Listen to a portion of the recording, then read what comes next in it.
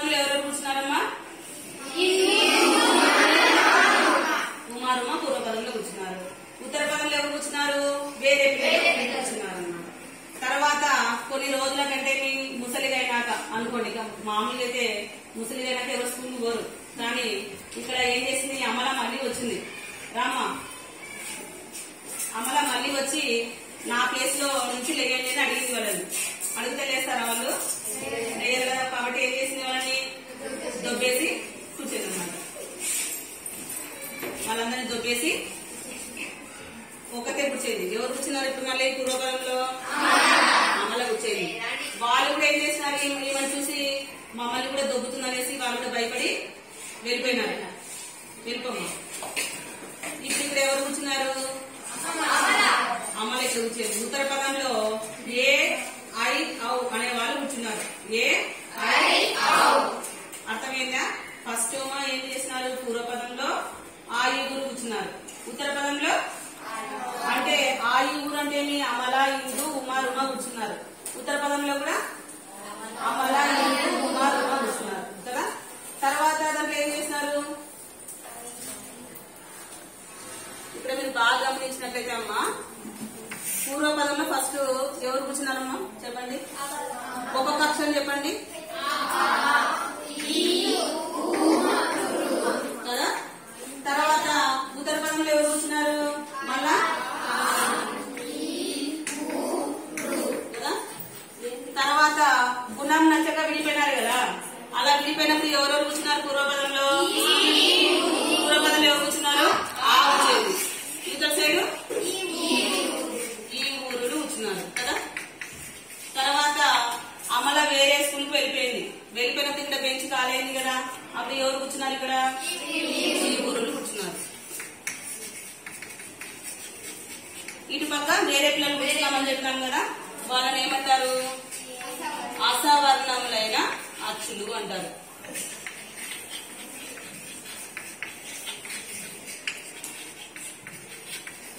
తర్వాత మళ్ళీ ముస్లిం వెనక్కి వచ్చింది కదా. ఎవరు వచ్చినది మళ్ళీ? అమల వచ్చి ఏం చేసింది, ఈ ఊరులను దొబ్బేసి మళ్ళీ అమలనే కూర్చేది. ఇటు పక్క ఎవరు కూర్చున్నారని చెప్పినాను?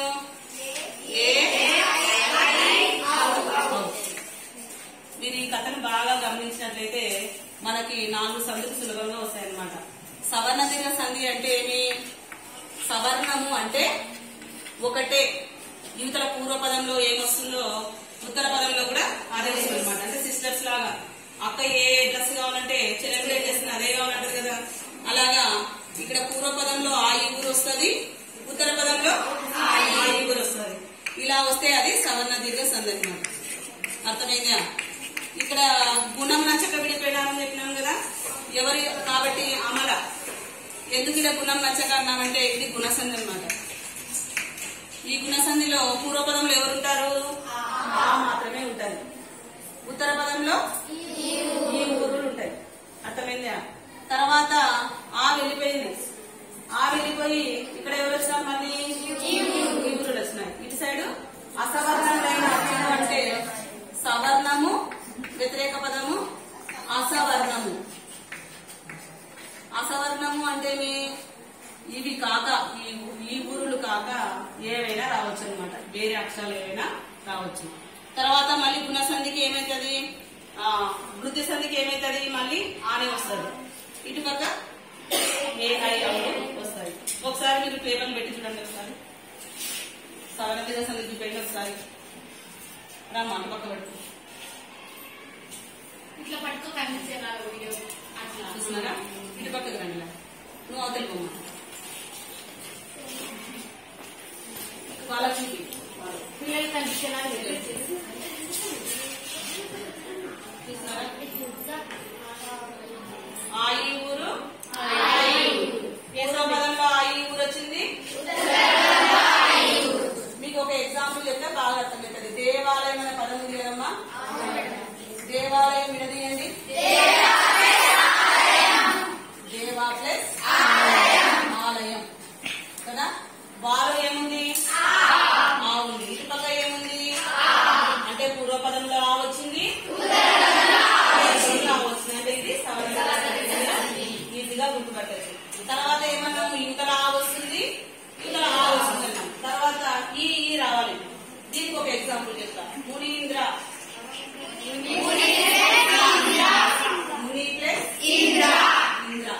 కదా. నీలో ఏముంది? ఇతల పక్క ఏముంది? ఉంది. అంటే ఇక్కడ ఈ వచ్చింది, తర్వాత ఊ రావాలి. ఊ వచ్చేటప్పుడు ఏముంది? భానుదయం. భానుదయం విడదీయండి. భాను ప్లస్ నూలో ఏముంది? ఇంకొక సైడ్ ఏముంది? ఉంది. అంటే ఇక్కడ ఊకి పదం అయిందనమాట. అంటే పూర్వపదంలో వస్తే ఉత్తర పదంలో ఆ వస్తుంది, పూర్వపదంలో ఈ వస్తే ఉత్తర పదంలో ఈ వస్తుంది, పూర్వపదంలో ఊ వస్తే ఉత్తర పదంలో ఊ వస్తుంది. ఇప్పుడు రూ వచ్చేటివి పితృణం. పితృణం విడదీయండి. పితృ ప్లస్ కదా. ఇక్కడ మనకి ఇక్కడ రూ వచ్చింది, ఇక్కడ అర్థమైందా? ఇప్పుడు ఎప్పుడైనా సరే పూర్వపదంలో ఆయు ఉండాలి, ఉత్తర పదంలో ఆయు ఉండాలి. అలా వస్తే దాన్ని సవనదిన సంధి అంటారు. మీరు ఇది కూడా గుర్తు పెట్టుకోవాలి టీచర్ అంటే. ఇంకొక చిన్న గుర్తు మీకు అందరికీ తలకట్టు దీర్ఘాలు వచ్చు కదమ్మా, చెప్పండి.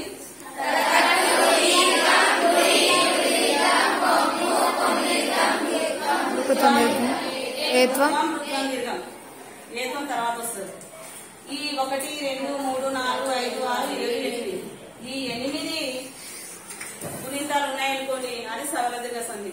చూడండి ఇక్కడ మనకి దేవాలయంలో వాకేముంది? దీర్ఘం ఉంది. ఇక్కడ ఏమొచ్చింది? గుడి దీర్ఘం వచ్చింది. ఇక్కడ ఏమొచ్చింది? ఇక్కడ ఏమొచ్చింది? ఋత్వం దీర్ఘం వచ్చింది. ఇలా దీర్ఘము, గుడి దీర్ఘము, కొమ్ము దీర్ఘము, ఋత్వం దీర్ఘం ఇలా ఉన్నాయనుకో దాన్ని సవనదిన సంధి అంటాం. తర్వాత విడదీసేటప్పుడు చాలా మంది ఏం చేస్తారంటే వాకు దీర్ఘం ఉంది కదా అని ఇక్కడ కూడా దేవా అని వాకు దీర్ఘం ఇస్తారు. అట్లా ఇవ్వకూడదు. క్వశ్చన్ లో దీర్ఘం వచ్చిందంటే మనకి ఇక్కడ తలకట్టు వస్తుంది. ఇక్కడ గుడి దీర్ఘం వచ్చిందనుకోండి, ఇక్కడ గుడి వస్తుంది. ఇది చెప్పినాం కదా ఈ 8 ఉంటాయని. అంటే ఈ దీర్ఘం బదులు తలకట్టు, గుడి దీర్ఘం బదులు గుడి, కొమ్ము దీర్ఘం బదులు కొమ్ము, ఋత్వం దీర్ఘం బదులు ఋత్వం. చూడండి ఇక్కడ పితృణంలో ఋత్వం వచ్చిందే అట్లా అనమాట. ఈ 8 గుణింతాలు ఉన్నాయంటే మీరు కళ్ళు మూసుకొని సవనదిన సంధి పెట్టచ్చు. కానీ ఇంకోటి గుర్తు పెట్టుకోవాలి, మనకి సంధులు 2 రకాలు కదా, సంస్కృత సంధులు, తెలుగు సంధులు. ఖచ్చితంగా సవనదిన సంధి కావాలి అంటే మనకి సంస్కృత పదాలే ఉండాలి. ఇప్పుడు చింతాకు అనే పదం ఉంది. చింతాకు కాకుండా దీర్ఘం వచ్చింది కదా, కాకుండా దీర్ఘం వచ్చింది. దీర్ఘం వస్తే సవనదిన సంధి అని చెప్పి కానీ గుడ్డిగా పెట్టకూడదు. ఫస్ట్ ఏం చేయాలి? ఆ పదాలు పూర్వపదము, ఉత్తర పదం రెండు కూడా మనకి సంస్కృత పదాల, తెలుగు పదాల చూసుకోవాలి. చింత అనే పదం తెలుగు పదమా సంస్కృత పదమా? తెలుగు పదం. ఏమట్లా చింత చేస్తున్నాం అంటారు కదా. ఆకు అనే పదం కూడా తెలుగు పదమే. మనము ఆకునేమంటాము? పత్రము అంటాం. అర్థమైందా? పత్రరంధ్రాలని మీరు సైన్స్ లో నేర్చుకుంటారు. ఈ ఆకు అనేది మన తెలుగు పదమే, చింత అనేది మన తెలుగు పదమే. కాబట్టి మనకి ఇక్కడ ఇది అత్వ సంధి అవుతుంది. అర్థమైందా? ఇది సవనదిన సంధి గురించి అమ్మా. నెక్స్ట్ మనము గుణం నచ్చక విడిపోయినారు అన్నాను కదా. గుణం నచ్చక విడిపోయింది కాబట్టి ఏ సంధి ఇది? గుణం సంధిలో పూర్వపదంలో ఎప్పుడు కూడా ఈ ఆ మాత్రమే వస్తుంది, వేరే అక్షరం రాదు. మనకి ఎదురండి సవనదిన సంధిలో ఒకసారి ఆ వస్తుంది, ఒకసారి ఈ వస్తుంది, ఒకసారి ఊ వస్తుంది, ఒకసారి రూ వస్తుంది.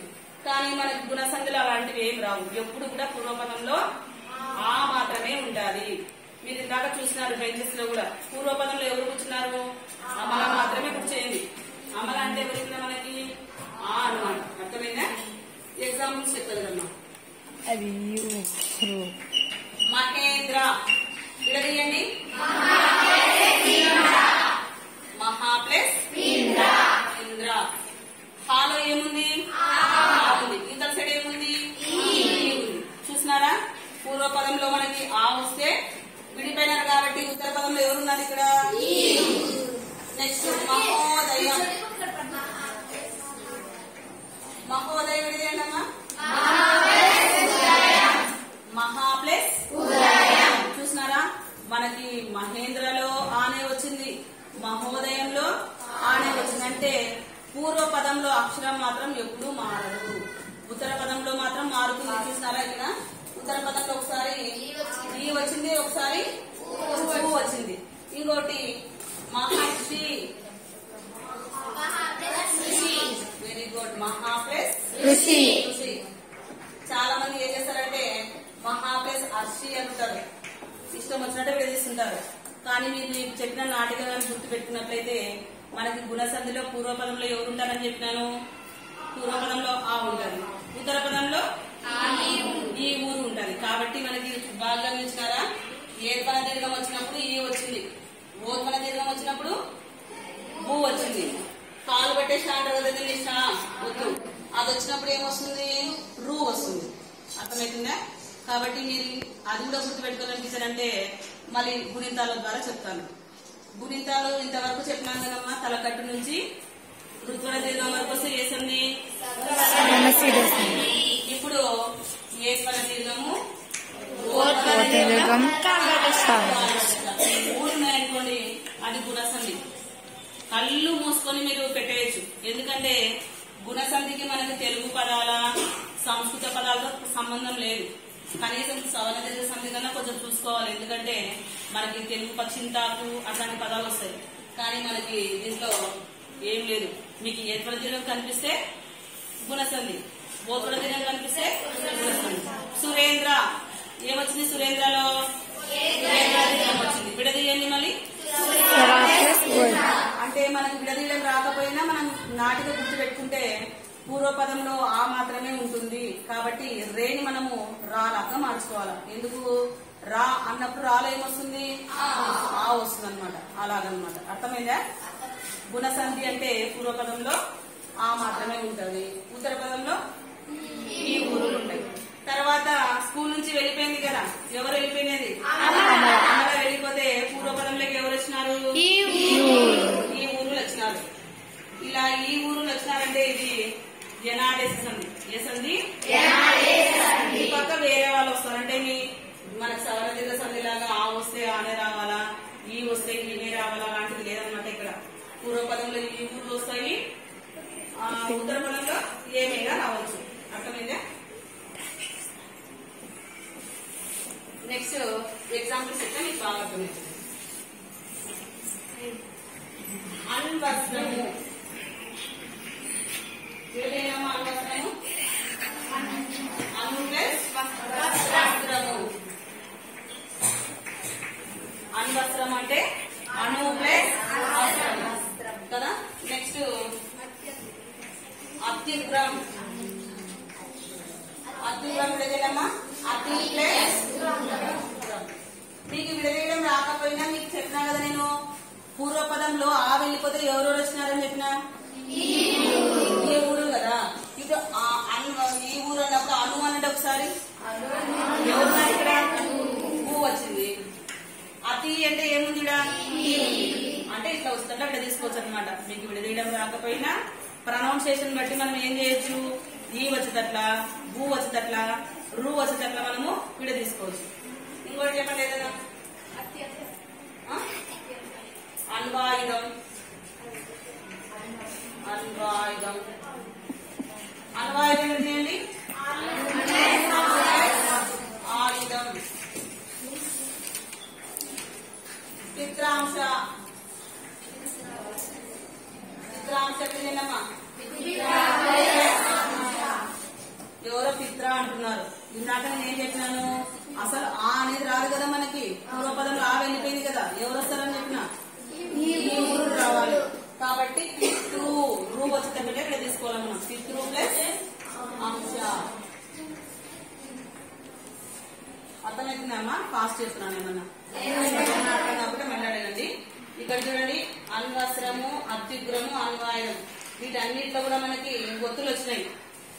యనాదశ సంధిలో గొత్తులు వచ్చినప్పటికీ మనం విడదీసేటప్పుడు గొత్తులు రావు, అది గుర్తు పెట్టుకోండి.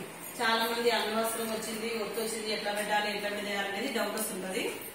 మీకు మాత్రం విడదీసేటప్పుడు ఒత్తులన్నీ పోతాయి అన్నమాట. తర్వాత ఈ ఊరు వచ్చేటప్పుడు మనము వాటిని విడదీసుకోవాలి.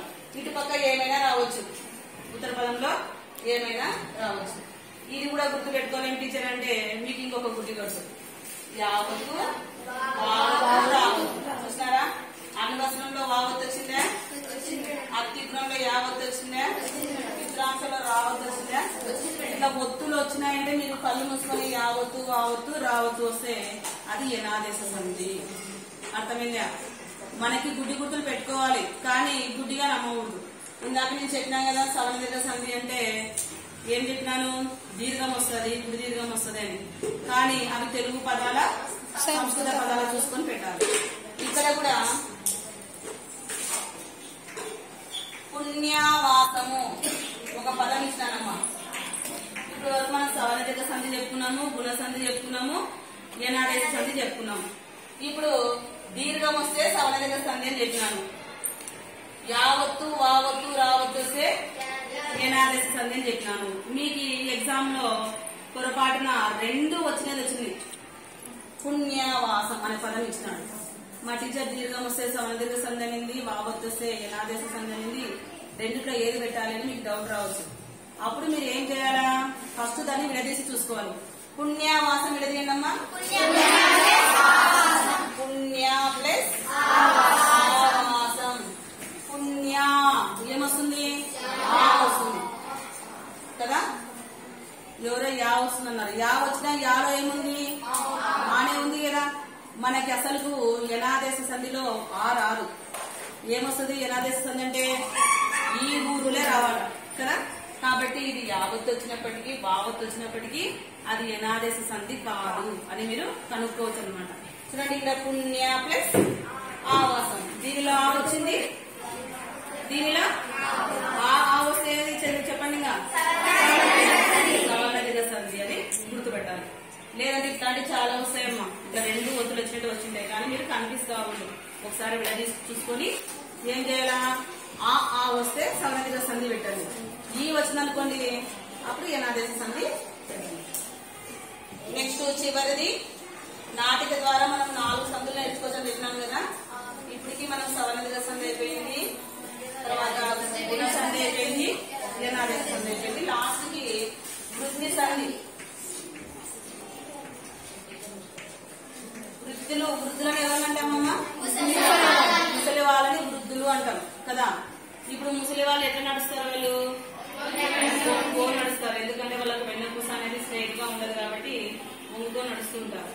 అప్పుడు నేనేమన్నాను? ముసలికైనాక అమ్మాయి క్లాస్ మళ్ళీ స్కూల్ కి వచ్చిందని చెప్పినాను కదా.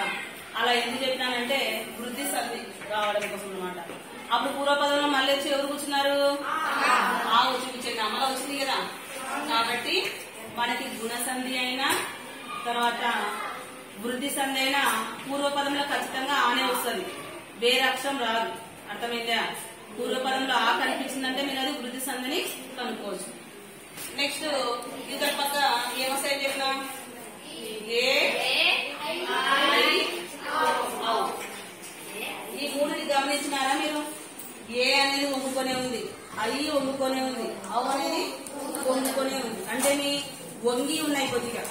వృద్ధులు అంటే ముసలి వాళ్ళు ఏ విధంగా అయితే వంగి ఉంటారో ఐ అవులను వృద్ధులు అంటారు. ఏమంటారు? ఐ అవులను వృద్ధులు అంటారు. కాబట్టి అది వృద్ధి సంధి అనమాట. ఇప్పుడు ఎగ్జాంపుల్ చెప్తాను. ఉదాహరణ,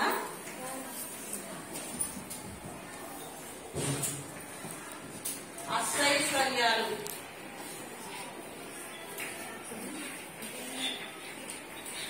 అష్టైశ్వర్యాలు విడదేనమ్మా. అష్ట ఆ వస్తనే విడదీయాల, ఎందుకంటే వృద్ధి సంధిలో ఆనే వస్తుంది కాబట్టి. అష్ట ఐశ్వర్యాలు. అయ్యి వచ్చిందా ఇక్కడ మనకి ఉత్తరపదంలో? అది వృద్ధి సంధి అనమాట. అర్థమైందా? నెక్స్ట్ అంటే అప్పుడే మనకి ఐత్వం ఉంటది. ఐత్వం వచ్చిందే కదమ్మా. ఐత్వం తర్వాత ఔత్వం అంటే ఇదే కదా. ఈ 2 ఒత్తులు వచ్చినాయంటే మనకి కాగునింతం చెప్పుకున్నాము ఇంతసేపు. కా నుండి రుత్వం దీర్ఘం వరకు వస్తే సవర్ణదీర్ఘ సంధి. ఏ దీర్ఘము చెప్పండి? ఏర్పడి దీర్ఘము, ఓత్వం దీర్ఘము. శాస్త్రం ఏ సంధి? యావత్తు వావత్తు రావత్తు వస్తే ఒకవేళ గాని ఐత్వము ఔత్వం వచ్చిందనుకోండి చూడండి, మీరు గుణితం ద్వారా గుణితంలోనే అన్ని సందులు సందులు ఉంటాయమ్మా, మీరు బాగా గమనించాలి. కానీ మనకి గురింతం ద్వారానే మనము అన్ని గురింతాలు ఎన్ని ఉంటాయి మొత్తం, గుణింతాలు ఎలా ఏర్పడతాయని చెప్పినా నేను చెప్పింటే ఆల్రెడీ క్లాసులలో చెప్పేటప్పుడు. అచ్చులు ద్వారా హల్లులు ఏర్పడినాయా, హల్లుల ద్వారా అచ్చులు ఏర్పడినాయా? అచ్చుల ద్వారానే చెప్పిన ఎన్నోసార్లు. మనకి హల్లులు 37 ఉన్నప్పటికీ తక్కువగా ఉన్న 16 అక్షరాల ద్వారానే మనకి హల్లులు ఏర్పడినాయి అని కదా. ఇప్పుడు మనకి గుణింతము ద్వారానే మనకు చాలా సందులు వస్తాయి. ఇంకా చెప్పండి, దీనికి వృద్ధి సంధికి ఏమన్నా తెలుసా? రసాయిక. Very good. విడదీయండి. రసాయిక రస ప్లస్ ఐక. రస ప్లస్ ఏక. ఇది కూడా వృద్ధి సంధి. అర్థమవుతుందా? వృద్ధి సంధి అంటే ఐత్వం గాని ఔత్వం గాని వస్తుంది. ఇంకోటి మహౌషధం. మహౌషధం విడదీయండి. మహౌషధం మహా ప్లస్ ఔషధం కదా. చూసినారా? ఐత్వం ఒత్తు గాని ఔత్వం ఒత్తు గాని ఈ రెండు ఒత్తులు వస్తే మనకి అది వృద్ధి సంధి. ఈ నాటికని బాగా గమనిస్తే మీకు 4 సందులు వచ్చినాయి కదా. మళ్ళీ మీకు అర్థమైనది ఒకసారి క్వశ్చన్ వేస్తాను, చెప్పండి. చెప్పాలమ్మా. తలకట్టు దీర్ఘము, గుడి గుడి దీర్ఘము, కొమ్ము కొమ్ము దీర్ఘం, ఋత్వం ఋత్వం దీర్ఘం వస్తే ఏ సంధి? ఏత్వం దీర్ఘం, ఓత్వం దీర్ఘము, కాలు పట్టేషా వస్తే యావత్తు, వావత్తు, రావత్తు వస్తే ఐత్వము, ఔత్వం వస్తే.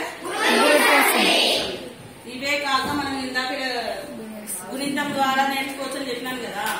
మీకు అందరికి పరుషాలు తెలుసు కదా. ఏవి పరుషాలు? సరళాలు, పరుషాలు సరళాలుగా మారితే అది గసగద సంధి అవుతుంది.